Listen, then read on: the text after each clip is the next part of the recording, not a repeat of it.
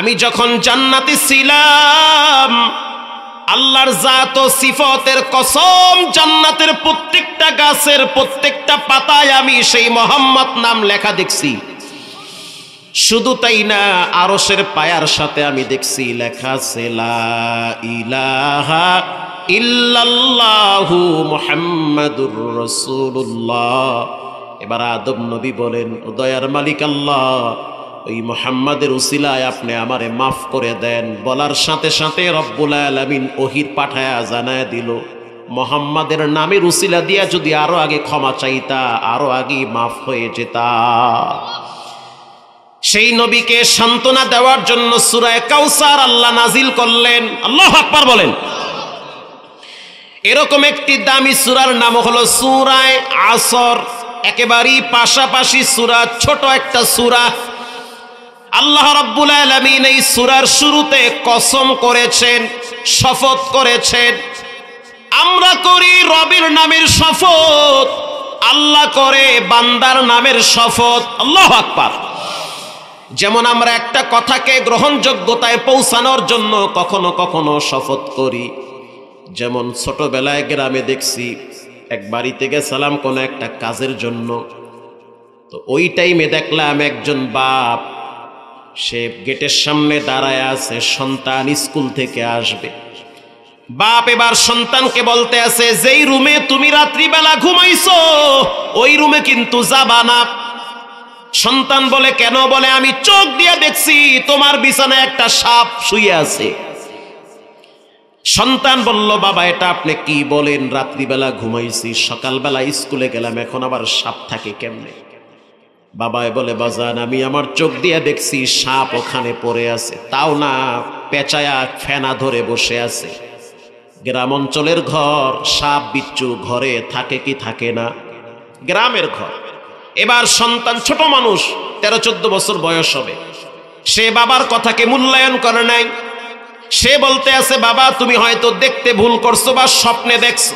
আমি ভিতরে গেলাম, বাপকে দেখলাম সন্তানের হাত ধইরা বলতে আছে, আল্লাহর কসম আমি আমার চোখ দিয়ে দেখছি তোমার বিছানায় একটা সাপ ফেনা ধরে বসে আছে। বলার সাথে সাথে সন্তান ব্রেক হয়ে গেছে। তার মানে সন্তান বুঝতে পারছে বাবায় যেহেতু কসম করছে, কথা মিথ্যা হওয়ার সুযোগ নাই। তো আল্লাহ তাআলা তার কথাকে শক্ত করার জন্য কসম করেছে। বিষয়টা এমন না, বান্দা কসম করাকে ভালোবাসে, ঠিক তেমনি ভাবে রব বান্দারে ভালোবাসে। ভালোবাসার বহির প্রকাশ ঘটানোর জন্য আল্লাহ কসম করেছে। আপনি আমি কসম করতে ভালোবাসি, কথায় কথায় অনেকেই কসম করে না, এটা ঠিক না। মুনাফিকের অন্যতম একটি আলামত হচ্ছে কথায় কথায় মিথ্যা বলে, আবার কসমও করে। কেন এত বারবার কসম করবেন? 19 থেকে 20 আল্লাহর কসম, 19 থেকে 20 খোদার কসম, কেন এত কসম করা লাগবে? প্রিয় ভাইরা আমার, আল্লাহ রাব্বুল আলামিন বলেন ওয়াল আসর, সময়ের শপথ, সময়ের বড় দাম।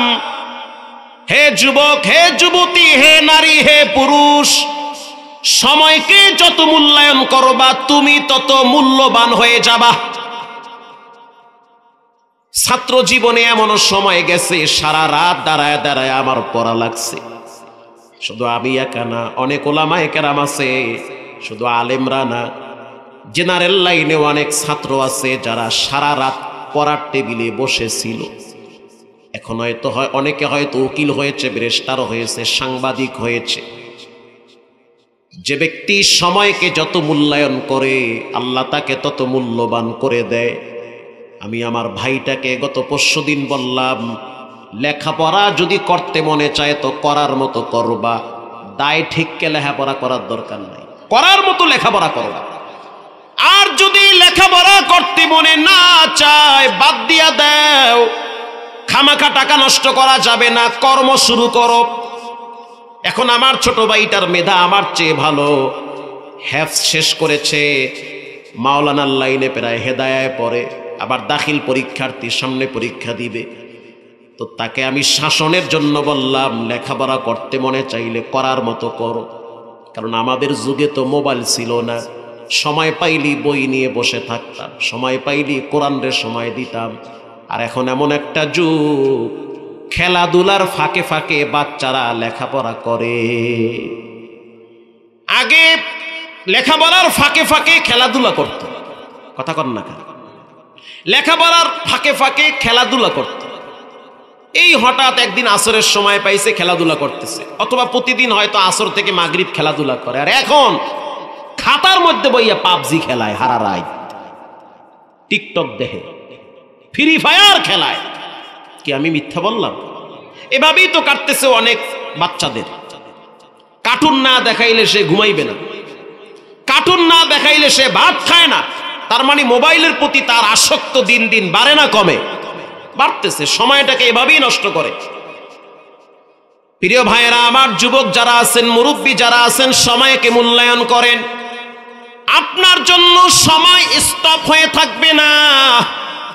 সময় হয়ে গেলে আপনাকে রব 1 সেকেন্ড বাঁচায় রাখবে না। গত পরশুদিন তো চোখের সামনে দেখলেন মানুষের মৃত্যু কেমন হয়েছে। মাওয়া রোডে মোটর সাইকেলওয়ালা টোল দিতেছে, টোল। আরে মরণ রে, মরণ ঠেললে ওই জায়গায় লয়ে গেছে, ওই না মরণ হইবে। তো বাচ্চা মেয়েটা হুন্ডার সামনে বসা, পিছনে হয়তো তার স্ত্রী বসা। বাচ্চা মেয়েটা বলতে আছে, আব্বু টোল আমি দিব, টাকাটা আমার হাতে দাও। বাবায় টাকা বাইর কইরা বাচ্চার হাতে দিছে, বাচ্চা টোল দিতেছে। পিছনে প্রাইভেট আছে, এর পিছনে আরো কিছু গাড়ি ছিল। এর মধ্যে পিছন থেকে একটা বাস আইসা ডাইরেক্ট উপরে উঠাইয়া দিছে। সেখানে বাচ্চাটা জাগায় স্পট ডেট, ডেট না মাথার ঘিলু রাস্তায় ছিটকে পড়ে আছে। এর আগের দিন রাত্রিবেলা আমি সেখান থেকে টোল দিয়া ঢাকায় ঢুকছি। বিশ্বাস করেন, আজকের তাজা খবর, আজকের ঘটনা, কিশোরগঞ্জ কটিয়া দিতে যুবক হুন্ডার পিকআপ বাড়াইয়া কানে হেডফোন লাগাইয়া ঘর থেকে বের হইছে। চিকন রাস্তা দিয়া যখন হাইওয়েতে উঠছে, একটা মাইক্রো প্রায় 80-তে টান ছিল, 80-তে স্পিড ছিল। যখন মাইক্রোটা টান মারলো, হুন্ডাও ঢুকছে। মুহূর্তের ভিতরে মাইক্রোর চাকার নিচে হুন্ডা সহ পিষ্ট হয়ে গেছে, মাথার ঘিলু রাস্তায় পড়ে আছে। তার মানে রবের যখন সময় হয়ে যাবে, আপনি কোথায় কি করেন এটা আজরাইল দেখবে না, টাইম মতো আপনাকে ধরে ফেলবে, খপ কইরা ধরবে, এমন ভাবে ধরবে আপনি লড়তেও পারবেন না। হ্যাঁ যুবক, গত 2 বছর আগের ঘটনা গোটা দুনিয়াকে নাড়া দিয়েছে। লঞ্চে বরিশাল যাইতেছে এক যুবক, যার কালকে দুপুরে বিবাহ হবে। এরকম ঘটনা প্রতিনিয়ত ঘটে। হাতে মেহেদি লাগাইছে, লঞ্চে উঠা কেবিন ভাড়া নিছে, সে গ্রামে যাবে। কিন্তু আল্লাহর সিদ্ধান্ত, সময় হয়ে গেছে, তাকে আল্লাহ দুনিয়ায় রাখবে না। লঞ্চের ভিতরে আগুন লাগছে, আগুন নিবানোর জন্য পানির প্রয়োজন। আর সেই লঞ্চের ভিতরে যখন আগুন লাগে, তখন কেমনে বাঁচে বলেন? এদিকে মা বারবার টেলিফোন দিতেছে, সন্তান তো মোবাইল সাইলেন্ট কইরা টিভির উপরে রাইখা ঘুমায় গেছে। যখন হঠাৎ বুঝতে পারলো তার দেহের ভিতরে গরম তাপ লাগতেছে, তখন বুঝলো কিছু একটা হচ্ছে। তাকায়া দেখলো এসি বন্ধ হয়ে গেছে, ফ্যান বন্ধ হয়ে গেছে, বাতি বন্ধ হয়ে গেছে। এবার ঘুমটা ভেঙ্গে গেল, বুঝতে পারলো কিছু একটা ঘটতেছে। মোবাইলের দিকে তাকায়া দেখে মায়ের প্রায় 50টার উপরে কল। টেলিফোন রিসিভ করলো, মা কান্না জড়িত কণ্ঠে বলে, সন্তান কেন জানি আজকে আমার কলিজাটা বারবার শুকায়া যায়, কেন জানি আমার গলা শুকায়া যায়। তার মানে মায়ের কলিজার ভিতরে রব্বুল আলামিন তার লাগায় দিছে। সন্তান তো একটু পরে পানির অভাবে আগুনে পুইরা মরবে, এজন্য রব্বুল আলামিন মায়ের কলিজার পানি শুকায় ফেলাইছে। সন্তান পৃথিবীর যে কোনো প্রান্তে থাকুক না কেন, বিপদে পড়লে মায়ের কলিজায় রব্বুল আলামিন খবর ছড়ায়া দেয়। মায়ের কলিজার ভিতরে আল্লাহ গাথায় দেয় যে সন্তান হয়তো নাই। সেই সন্তান মায়ের সাথে কথা বলল। ঘটনা বলার উদ্দেশ্য না, টাইম হয়ে গেছে, চলে যেতে হবে। যখন সে বুঝতে পারল দরজা খোলার কোনো কায়দা নাই, বের হওয়ার কোনো অপশন নাই, এবার মায়ের সাথে শেষ কথা ছিল, তার মা এখনো কাঁদতেছে, তার মা এখনো মানসিক ভারসাম্য হারিয়ে ফেলেছে, এখনই মা পাগলনির মতো হয়ে আছে। তার মায়ের কথা আমি শুনছি। তার মায়ের কথা হলো আমার সন্তানের শেষ দুইটা কথা। এক নম্বরে, মা তুমি আমার মৃত্যুর উপর আব্বারে বলবা আমার লাশ যেন মসজিদের পাশে দাফন দেয়। আর দুই নম্বরের আবদার, তুমি আর বাবা দুইজনে আমার জন্য একটু দোয়া করবা, কারণ মা বাবা দোয়া করলে রব সেটা ফিরাইয়া দেয় না। আল্লাহু আকবার। সময় হয়ে গেছে, চলে গেল। এজন্য আল্লাহ বলেন ওয়াল আসর, সময়ের শপথ। ইন্নাল ইনসানা লাফি খুসর, দুনিয়ার সব মানুষ ক্ষতিগ্রস্ত, দুনিয়ার মানুষগুলো বিপদের সম্মুখীন।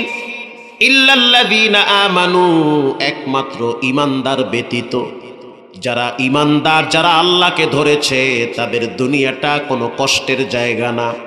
মুমিনদের জন্য দুনিয়া হলো জেলখানার মতো। তারা দুনিয়াটাকে, কষ্টটাকে তারা জয় করে, কষ্টটাকে তারা হাসি মুখে গ্রহণ করে। অনেক ফাঁসির আসামির ইতিহাস আমরা পড়েছি, যারা হাসতে হাসতে জেলখানায় ফাঁসির কাষ্টে ঝুলেছে, তারপরও জালেমের সামনে মাথা নত করে নাই। হাসতে হাসতে ফাঁসির দড়ি গলায় নিয়েছে, তারপরেও তারা জালিম স্বৈরাচারের পা চাটে নাই।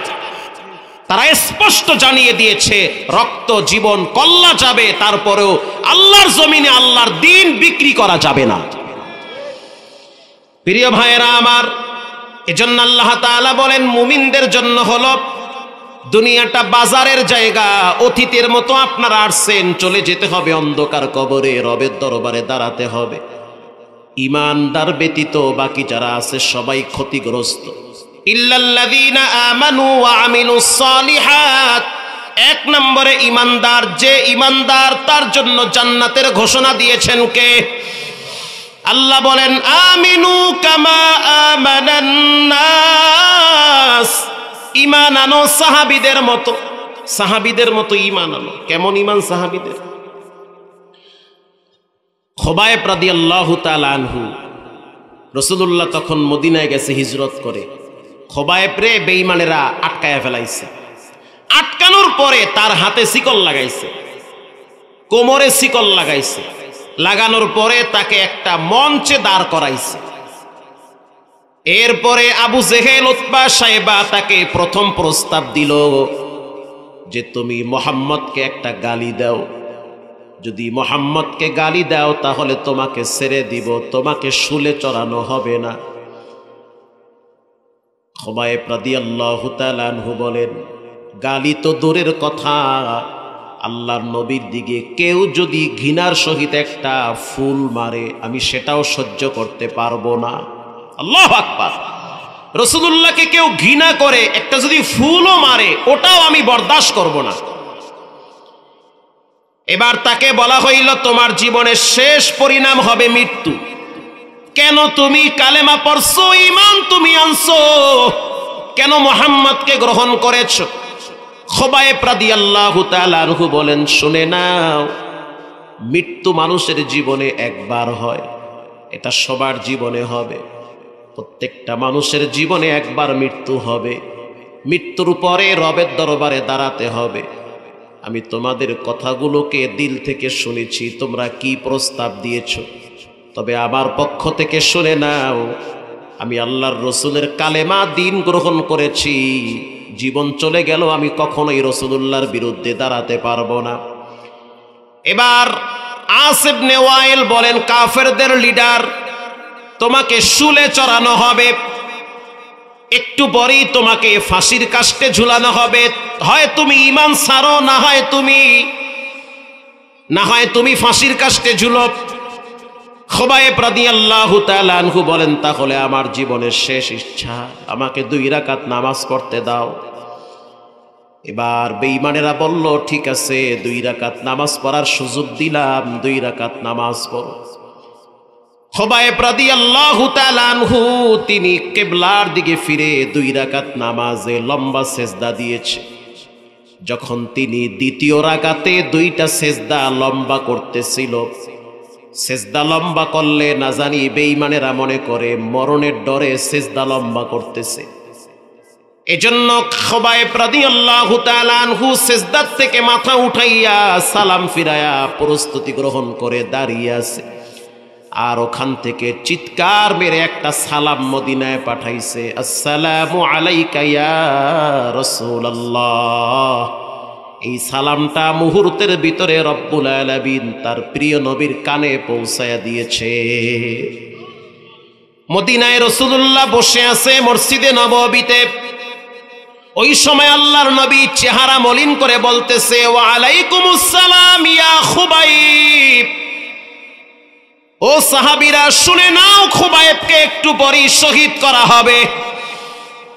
প্রিয় ভাইয়েরা আমার, খুবাইব রাদিয়াল্লাহু তাআলা আনহু দ্বীনের জন্য জীবন দিয়ে দিয়েছে, তারপরেও সে ঈমান ছাড়ে নাই। আর আপনি তো 5 ওয়াক্ত নামাজই পড়তে চান না। নামাজ পড়লে তো কেউ আপনার জেলখানায় দিবে না, নামাজ পড়লে তো কেউ আপনার হাতে হ্যান্ডকাপ লাগাবে না। দুনিয়ার সব কাজ করেন, নামাজটা কেন পড়েন না? এই টাকা আপনি কারে খাওয়ান? কার জন্য আপনি কষ্ট করেন? পায়ে হাত দিয়ে বলি, অনুরোধ করে বলি, জীবনের সবচেয়ে বড় ধোকায় আছেন যারা চাকরি করেন, ব্যবসা করেন, ছেলে মেয়ের জন্য পয়সা কামান, অথচ নামাজ পড়েন না। আপনার চেয়ে বড় বোকা দুনিয়াতে কেউ নাই। ছেলে মেয়ের জন্য কামাইলেন, নিজের জন্য কিছুই করলেন না। আপনার মৃত্যুর পর আপনার সন্তান আপনার লাশ কবরে রাইখা সম্পদ নিয়ে মারামারি কারাকারি করবে। ঠিক কইল ঠিক না কইল ঠিক? মোহাম্মদপুরে তার মার্কেট এখনো আছে, নাম বললে আপনারা চিনবেন না। আমার বললাম না, মার্কেটের নাম বললেও চিনবেন। আমার মুখে খালি বাইজা রয়েছে কল লইয়া, কিন্তু কইলে খারাপ শুনাইবে। আমি তখন কেরানীগঞ্জ কলাতিয়া বাজারে জুমা বড়াইতাম। এলাকার লোকজন সবাই বলতেছে, আহ এত টাকার মালিক, অথচ লাশ এখনো হসপিটাল থেকে আনে না। তার মানে বাবার মৃত্যুর পরে হসপিটালে বিল উঠছে 12 লক্ষ টাকা, আইসিইউর বিল। 4টা ছেলে সিদ্ধান্ত নিছে, মরা বাবার বিল আমরা কেন দিমু? তো বাবায় যখন জীবিত আসলো তখন তো হসপিটালে বিল উঠছে, এই টাকা দাও। অথচ বাবার 1000 কোটি টাকার সম্পদ মোহাম্মদপুর 3 রাস্তার মোড়ে আছে, বাবার বাড়ি কলাতিয়া। অথচ বাবার মৃত্যুর পরে তার লাশটা কবরে রাখবে সেই সন্তান পাওয়া যায় না। নিজের 2টা মেয়ে ছিল, সেই মেয়েগুলা আইসা স্বর্ণ বন্ধক রেখে ওই হসপিটালের বিল পরিশোধ করে বাবার লাশ গ্রামে নিয়ে তারপরে দাফন করছে।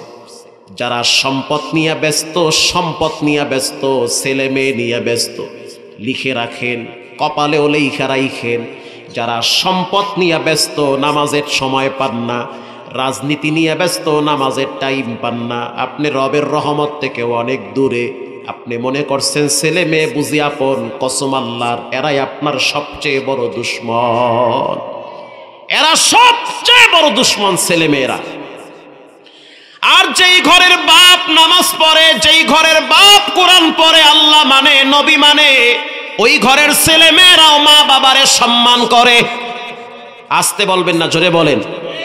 বাপ নামাজি, আলাদা একটা শ্রদ্ধা সম্মান চলে আসে। বাপ নামাজ পড়ে না, হারা রাত বিড়ি খায়, কোন গোড়ার ডিমের সম্মান করবে? নামাজ তো দূরের কথা, নামাজের দ্বারেও নাই।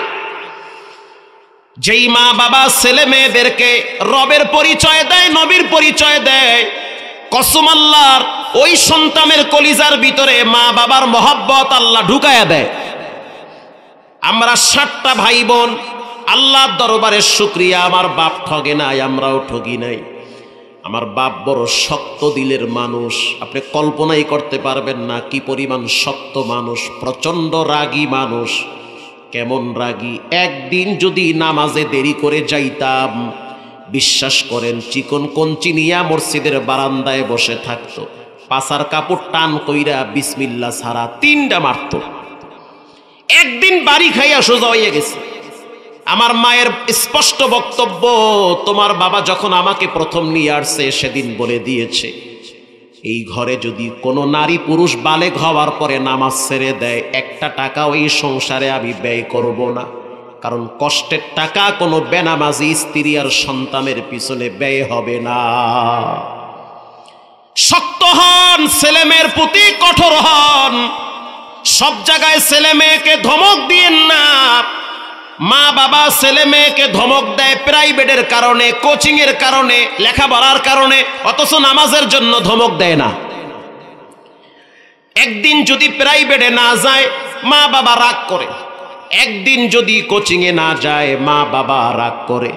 কিন্তু মেয়েটা বড় হয়েছে, পর্দা ফরজ হয়েছে, বাবাই কিছুই বলে না। মা সকালবেলা মেয়েটারে নিয়ে স্কুলে পৌঁছায় দেয়, একটা বারের জন্য নামাজের কথা বলে না। এই ছেলে মেয়ে বড় হবে, শিক্ষিত হবে, তবে মানুষ হবে না। ঠিক কথা, শিক্ষিত হবে বাট মানুষ হবে না। একটা টাইমে দেখবেন তাদের চোখে আপনি ঘৃণার পাত্র হতে পারেন, আপনাকে মূল্যায়ন করতে চাবে না, কারণ ভিতরে তো মনুষ্যত্ব নাই। কোরআন হাদিসের নূর যেই ছেলেমেয়ের কলিজায় নাই, তারা মা বাবাকে সম্মান করতে চায় না। বৃদ্ধাশ্রমে গিয়ে দেখেন আপনার চেয়ে অনেক শিক্ষিত মা বাবা সেখানে পড়ে আছে। এজন্য এক নম্বরে ঈমান, বলেন এক নম্বরে কি? ঈমান লাগবে। ঈমানের প্রথম দাবি 5 ওয়াক্ত নামাজ পড়া। যুবক ভাই যারা আছেন অনুরোধ করে বলি 5 ওয়াক্ত নামাজ পড়বেন। জীবনে যত কঠিন সময় পার করেন না কেন, নামাজ ছাড়া যাবে না। এই জীবনে আমার বয়সে আমি যত যুবকের লাশ কবরে রাখছি, বিশ্বাস করেন যত মানুষের জানাজা আমি পড়ছি বা পড়াইছি, তাদের আত্মীয় স্বজনদের বড় আফসোস থাকে একটা জায়গায়, কেন সে নামাজ পড়ল না। একটা মানুষের মৃত্যুর আগে বড় আফসোস থাকে, কেন সে নামাজ ছেড়ে দিল। গাড়ি রাইখা নামাজে আমরা ঢুকি, আর এক গাড়ির ড্রাইভার সে নামাজে ঢুকে, সাহেব গাড়িতে বসে বসে সিগারেট খায়, নামাজে আসে না। নামাজের গুরুত্ব নাই। এজন্য আল্লাহর রাসূল বলেন, যার জীবনে নামাজ নাই তার রুজির বরকত নাই। কোটি টাকার মালিক হবে কিন্তু সম্পদে বরকত থাকবে না। যার জীবনে নামাজ নাই তার জীবনে রবের দয়া নাই। কোটি টাকার মালিক হবে, এসি রুমে ঘুমাবে, কিন্তু দিলের শান্তি থাকবে না। এজন্য পায়ে হাত দিয়ে বলি, অনুরোধ করে বলি, যত অপরাধ করেন না কেন নামাজ ছাড়া যাবে না, যত পাপ করেন না কেন নামাজ ছাড়া যাবে না। আল্লাহর নবীর একজন প্রিয় সাহাবীর নাম হলো হযরত আলী রাদিয়াল্লাহু তাআলা আনহু। যুদ্ধের ময়দানে তার পায়ের ভিতরে একটা তীর বিদ্ধ হয়েছে। এবার তার তীর ধইরা কেউ টান দিতে পারে না, কারণ তীর ধইরা টান দিলে তার কলিজা ছিঁড়ে যায়, খুব কষ্ট পায়, ব্যথা এসে চিৎকার মারে, হাত দেওয়া যাবে না। আল্লাহর রাসূল বলল, তোমরা তীরে হাত দিও না। আলী যখন নামাজে দাঁড়াবে তখন আলীর দুনিয়ার কোনো খবর থাকে না, তীর ধইরা টাইনা খুইলা ফেলাবা। আল্লাহু আকবার বললেন না? হযরত আলী নামাজে দাঁড়ায় আস, মুআজ ইবনে জাবাল বলেন, আমি তীর ধইরা টানি কিন্তু আলীর কোনো খবর নাই।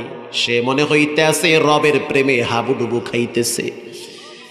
তীর ধইরা টাইনা খুইলা ফেলাইছি, হযরত আলী দাঁড়ায় আছে তো আছে, লড়াচড়া করে না। ঘটনাক্রমে একদিন রাত্রিবেলা আল্লাহর হাবিব হযরত আলীর বাড়িতে চলে গেল। হযরত আলী রাদিয়াল্লাহু তাআলা আনহু ঘরের বারান্দায় দাঁড়ায় দাঁড়ায় নামাজ পড়তেছে। ইন্দিমিন টাইমে রাসূলুল্লাহ তার পিছনে দাঁড়ায় আছে। লম্বা টাইম রাসূলুল্লাহ হযরত আলী রাদিয়াল্লাহু তাআলা আনহুর নামাজ দেখতেছে। যুবক ভাই, নেতার জন্য ঘন্টার পর ঘন্টা দাঁড়ায় থাকো, রাস্তায় হাঁটো আর মোবাইল টিপো, রাত জেগে জেগে হাত দিয়া মোবাইল টিপার সুযোগ হয়। এমনও যুবক দেখছি, সুস্থ যুবক প্যারালাইজ বানায়া, বেকা বানায়া হসপিটালে ফালায়া রাখছে। এমনও যুবক দেখছি হাত পাও ভেঙ্গে বেকা বানায়া হসপিটালের বেডে শোয়ায় রাখছে। এই দেহটা তোমার বাবার নিজের না, মালিকানাও না, এটার মালিকানা একজন, তিনি হলেন কে? চলতেছে, চলবে, হঠাৎ যদি বন্ধ হয়ে যায়, বেকা হয়ে যাবে, কেউ সোজা করতে পারবে না। এই যে সচল বডি এখন চলতেছে, চলবে, যদি হঠাৎ ঘোষণা হয় একটা সাইড চলবে না তো চলবে না, বেকা হয়ে যাবে, বলেন পুরা দেহের মালিক একজন, চিৎকার মেরে বলেন তিনি হলেন কে? আল্লাহর দেওয়া দেহ সময় থাকতে কাজে লাগাও, ফুরে গেলে কাজ হবে না, কানতে কানতে রক্ত বের হবে, তারপরও আফসোস শেষ হবে না। হসপিটালে গিয়া দেখো কত যুবকের কান্নার আওয়াজ, আকাশ বাতাস ভারী হয়ে গেছে। তাদের আফসোস এক জায়গায়, সময় থাকতে কেন সময়কে মূল্যায়ন করলাম না। আল্লাহ বলেন ইল্লাল্লাযীনা আমানু ওয়া আমিলুস সালিহাত, ওই ব্যক্তি সফল কাম যারা ইমানদার। আমি ছোট্ট একটি ঘটনা কোরআন থেকে বলে দোয়ার দিকে চলে যাব। কষ্ট হয় আপনাদের? আজ থেকে প্রায় ২৫০০ বছর আগের ঘটনা। ২৫০০ বছর আগের ঘটনা। আল্লাহর কোরআনের সূরা বুরুজের তাফসিরে আসছে, উতিলা আসহাবুল উখদুদিন নারি যাতিল ওয়াকুদ।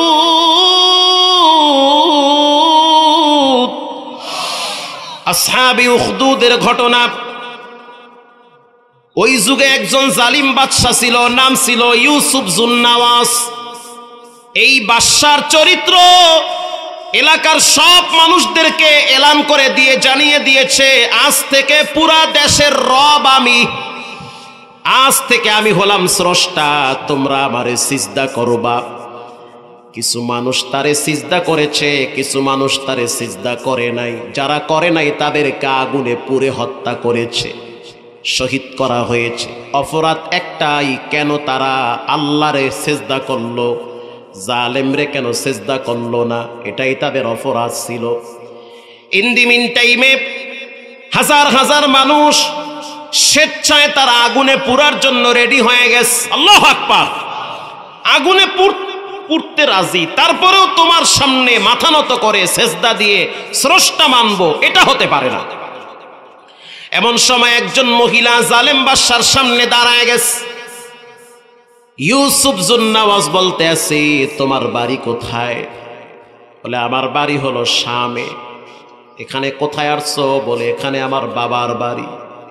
তোমার বাবার বাড়িতে যেহেতু আসছো, তাহলে তুমি একটা কাজ করো, আজ থেকে তুমি আমাকে স্রষ্টা হিসেবে মেনে নাও, যা লাগবে সব তোমাকে দেওয়া হবে। মহিলাটার কোলে একটা দুধের বাচ্চা ছিল। মহিলা বলতে আছে, এটা কিভাবে সম্ভব? এই কপাল তো আল্লাহ বানাইছে, দুনিয়ার কোন মানুষের সামনে মাথা নত করার জন্য নয়, একজনের সামনে করতে হবে। তিনি হলেন কে? তোমার সামনে আমি কেমনে এটা করতে পারি, এটা কেমনে সম্ভব? বলে যদি না পারো তাহলে কিন্তু শাস্তি হবে। তাদের দিলগুলা শক্ত ছিল পাথরের মতো। এবার বাদশা ইউসুফ জুন্নাওয়াজ বলে, হে নারী, তুমি তো নরম মানুষ, সময় থাকতে তুমি আমাকে রব হিসেবে মেনে নাও, তা না হলে কিন্তু তোমার বাচ্চারেও হত্যা করব। মহিলা বলতে আছে, হত্যা করতে পারো, আমার জীবন চলে যেতে পারে, তারপরেও তোমার মতো জালেমের সামনে আমি মাথা নত করব না। হবে না মাথা নত, এটা হতেই পারে না। জীবন তো ওয়ান টাইম, কুত্তাও মরে মানুষও মরে। ইমান নিয়ে মানুষ মরলে কুত্তার চেয়ে মর্যাদা বেশি, বেঈমান হয়ে মানুষ মরলে কুত্তার চেয়েও নিকৃষ্ট। আসতে বলবেন না, জোরে বলেন। কুত্তা মরলে কোনো হিসাব নাই আল্লাহর কাছে, কিন্তু একটা মানুষ যদি আমলহীন কবরে যায়, তার হিসাব শাস্তি আছে না নাই? তার হিসাব আছে। এবার ওই মহিলা বলতে আছে, কোনো পরোয়া করি না, শাস্তির ভয় কোনোদিন মুমিন করতে পারে না, মুমিন তো তার রবের উপরে সন্তুষ্ট থাকে। এবার বাদশা ইউসুফ জুন্নাওয়াজ বলতেছে, তাহলে অপেক্ষায় থাকো, তোমার চোখের সামনে তোমার বাচ্চাটারে আগুনে পুরা হবে। ওদেরকে তো আগুনে পুড়ছি, তোমার বাচ্চাটারে তৈলে ভুনা করা হবে।